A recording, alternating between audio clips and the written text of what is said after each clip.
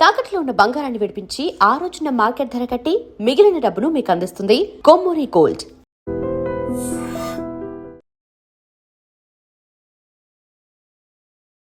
నమస్కారం, welcome to I dream. ధర్మ మార్గం విత్ విజిత కార్యక్రమానికి స్వాగతం.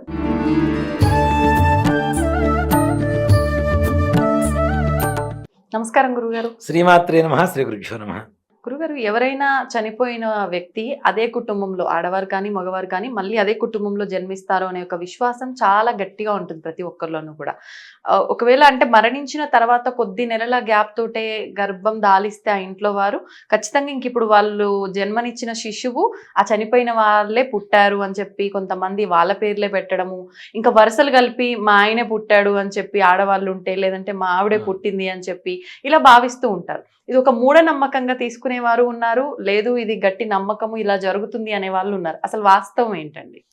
ఇది కూడా కర్మ సిద్ధాంతానికి రిలేటెడ్ ఏనన్న ఈ ప్రశ్న కూడా. మనకి రుణానుబంధ రూపేణ పశు పత్ని సుతాలయ, మన పూర్వజన్మ సుకృతం నుంచి ఈ జన్మలో మనకు దొరికేటువంటి వాళ్ళు ఎవరు అంటే ముగ్గురు. వాటిల్లో పశువులు మొట్టమొదటిగా చెప్పారు.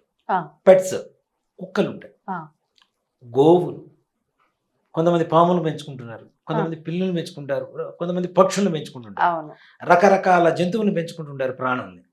పత్ని భార్య, సుతాలయ పిల్లలు. ఇక్కడ ఈ జన్మ సుకృతం మన కొడుకే పుట్టాడు, పూర్వజన్మ సుకృతం. అది కూడా ఇందాక మనం చెప్పుకున్నట్టుగా పూర్వజన్మలో మనిషి పుట్టాడా వీడు, గ్యారంటీ లేదు. మనిషి పుట్టాడు అన్న గ్యారంటీ లేదు. ఇక్కడ ఇంకోటి కూడా ఏంటంటే మనిషి జన్మ ఒక్కసారి ఎత్తుతారని చెప్పి చాలా మంది చెబుతుంటారు. అది అవివేకం అని.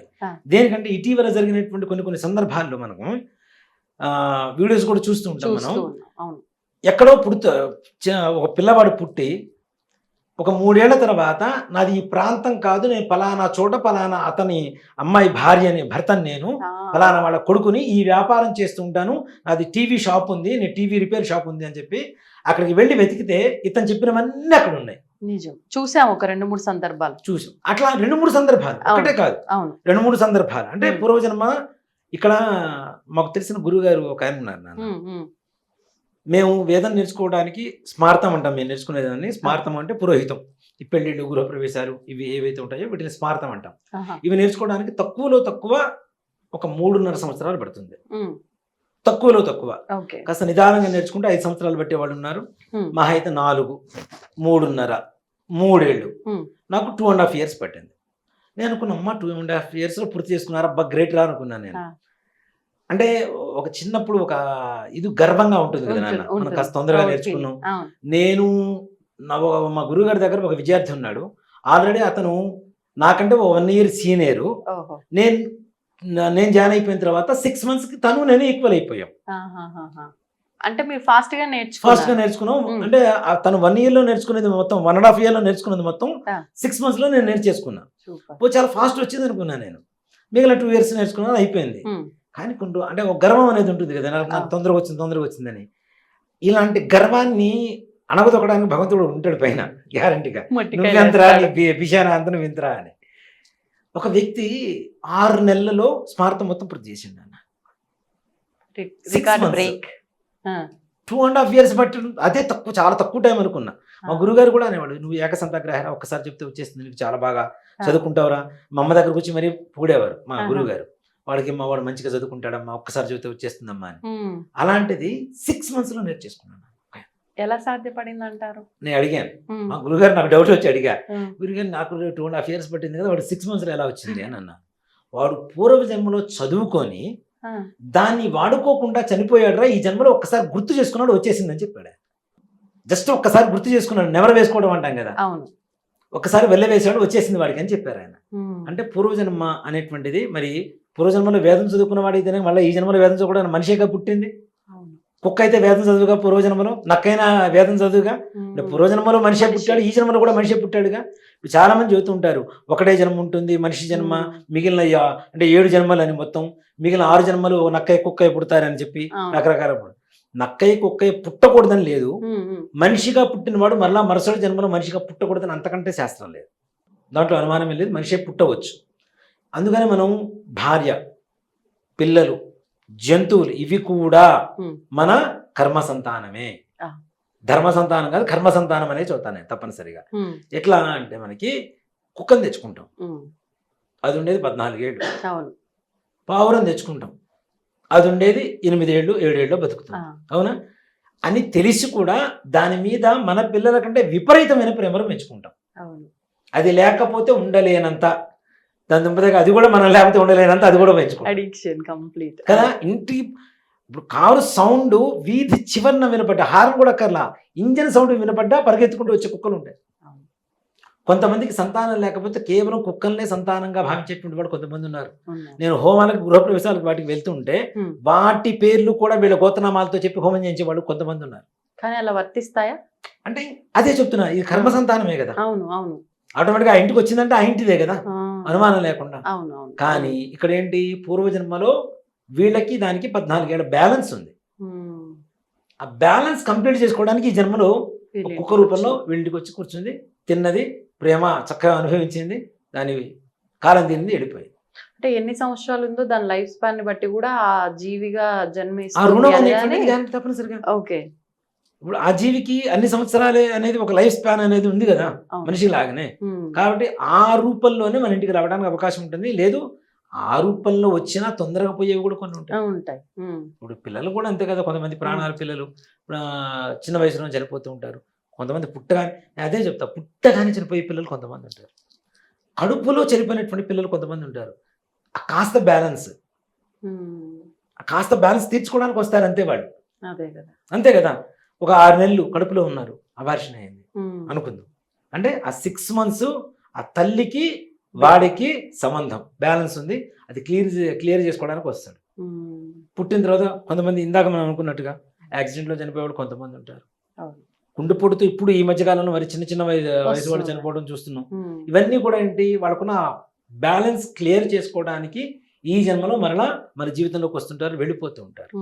అలాగే కొడుకు, ఇప్పుడు ఇంకోటి కూడా చెప్తానా, ఇది కూడా గ్రహస్థితి అనేటువంటిది మనం అంతకుముందు కూడా చాలాసార్లు చెప్పుకుంటూ ఉంటాం.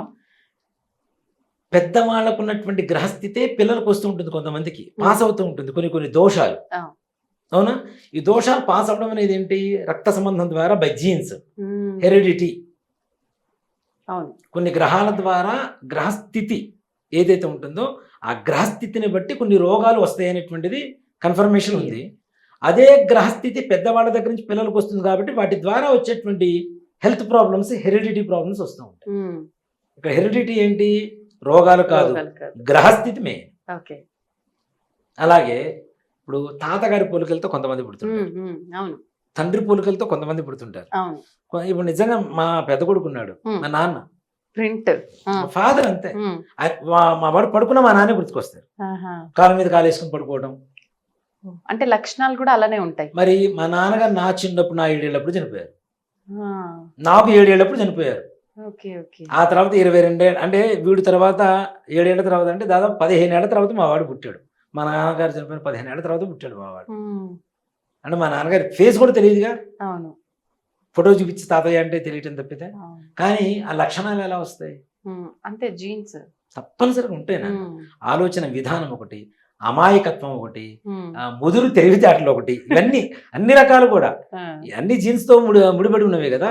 కొంతమంది అమాయకులు ఉంటారు, వీడు కూడా వీడి తాతగారిలాగా అమాయకుడు, అవునా. కొంతమందికి దురలవాట్లు ఉంటాయి, అరే వీడికంటే వీడి తాత బెటర్ రా అంటుంటే. అంటే ఒక ఇది ఉంటుంది, నాన్న తండ్రి అడుగుతాట, నువ్వు నన్ను మంచి అనిపిస్తావా అని. ఎందుకు అనిపించాను నాన్న, నువ్వు 10 మందితో తిరిగితే 11 మందితో తిరుగుతా, వీడికంటే వీళ్ళ నానే బెటర్ అంటారు, వీడికంటే వీళ్ళ నానే బెటర్ అంటారు కదా, అంతేగా అని నేను మంచి అనిపిస్తానంటే అటు కొడుకు. అంటే అట్లా ఉంటుంది. చూడండి మంచి పేరుని కూడా ఎలా మార్చేసారు. అందుకని కాబట్టి ఇవి మనకి కర్మ సంతానం, ధర్మ సంతానం అనేటువంటి విషయానికి వస్తే, ధర్మ సంతానంతో పాటుగా కర్మని తీసుకుని వచ్చేటువంటి వాళ్ళు ఎక్కువ మంది ఉంటారు. మన పూర్వీకులు మన వంశంలో మరలా పుట్టకూడదని ఎక్కడ ఇది లేదు నాన్న, అవే లక్షణాలు. దీన్ని ఇంకో దాంతో కూడా లింకప్ చేసుకోవచ్చు మనం. మన పెద్దవాళ్ళు ఓ గ్రహస్థితి ఉన్నప్పుడు అయిపోయింది, చనిపోయారు వాళ్ళు, అవునా. అదే గ్రహస్థితి పాస్ అవుతున్నప్పుడు అవే లక్షణాలు, అవే అలవాట్లు, అవే ఆలోచన విధానాలు కూడా వస్తాయి. అప్పుడు కూడా మనం ఏమనుకుంటాం, మా తాతగారు అనుకుంటాం, వీడి జన్మ వీడిదే, అంతే. ఆయన జన్మ ఆయనదే, పెద్ద ఆయనదే. కానీ అలవాట్ల ద్వారా మరలా మనం పునరాలోచన చేసుకుంటున్నాం, ఈయన మా తాతగారేమో అని.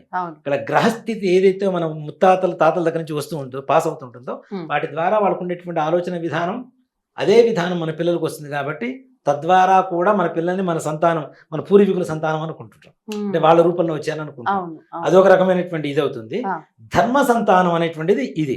కర్మ సంతానం ఏదైతే ఉంటుందో అది మాత్రం తప్పనిసరిగా రుణానుబంధం ఉంటే తప్పనిసరిగా తీర్చుకోవాల్సిందే. నాకు ఒక డౌట్, ఇప్పుడు మరణించిన తర్వాత వాళ్ళకి ఖచ్చితంగా కార్యక్రమాలు సంవత్సరం వరకు చేసేవి ఖచ్చితంగా ఆచరిస్తాము, తర్వాత మళ్ళీ ఏడాది చేస్తాము. ఈ ఇంట్లో సంతానంగా మళ్ళీ ఎవరైనా ఇప్పుడు జన్మిస్తే ఈ చనిపోయిన వారే ఇలా పుట్టారు అని అనిపించినప్పుడు బతుకున్న వాళ్ళకి చేసే విధానాలు ఆచరిస్తాము, చనిపోయిన వాళ్ళకి ఆచరిస్తాం కదా, ఇది ఎట్లా బ్యాలెన్స్ చేయొచ్చు అంటారు? కరెక్ట్ నాన్న. ఇక్కడ మంచి ప్రశ్న. ఇంతవరకు ఎవరికి ఇది పిచ్చి ప్రశ్న కాదు, చాలా లోతైన ప్రశ్న. ఒక మాట చెప్పాలంటే ఎవరికి తట్టనటువంటి ప్రశ్న. ఒక తండ్రి చనిపోయాడు, అదే రూపంలో ఒక కొడుకు పుట్టాడు. పుట్టినటువంటి వాడికి ఇవన్నీ పుట్టినప్పటి నుంచి ఏమేం చేయాలో అన్ని చేస్తున్నాం, కానీ చనిపోయిన తండ్రికి మాత్రం అవి మాత్రం చేస్తున్నాం. ఇక్కడ మరి తండ్రి రూపంలో, అంటే కొడుకు రూపంలో తండ్రి పుట్టాడని మనం అనుకుంటూనే తండ్రికి ఎలా చేస్తాం అనేటువంటిది ఒక ఆలోచన.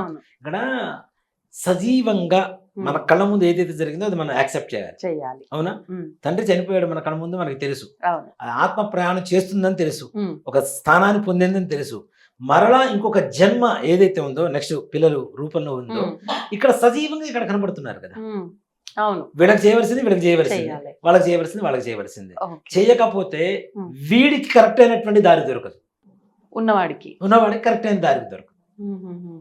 అర్థమైందా? ఇదే కర్మ. వాడికి చనిపోయినటువంటి వాళ్ళకి కర్మ చేయకపోతే బ్రతుకున్న వాడికి కర్మ గాలిపోతుందని చెప్తా. వీళ్ళకి జీవితం లేదు, జీవనం లేదు. కాబట్టి అది చేయవలసిందే, ఇది చేయవలసిందే. నిజంగా చాలా గొప్ప ప్రశ్న ఇది మాత్రం. అంటే ఎవరి బాధ్యత వాళ్ళు బ్యాలెన్స్ చేయాల్సిందే, మన కళ్ళ ముందు కనిపిస్తున్న వాటికి సంబంధించి. అంతే కదా నాన్న మరి.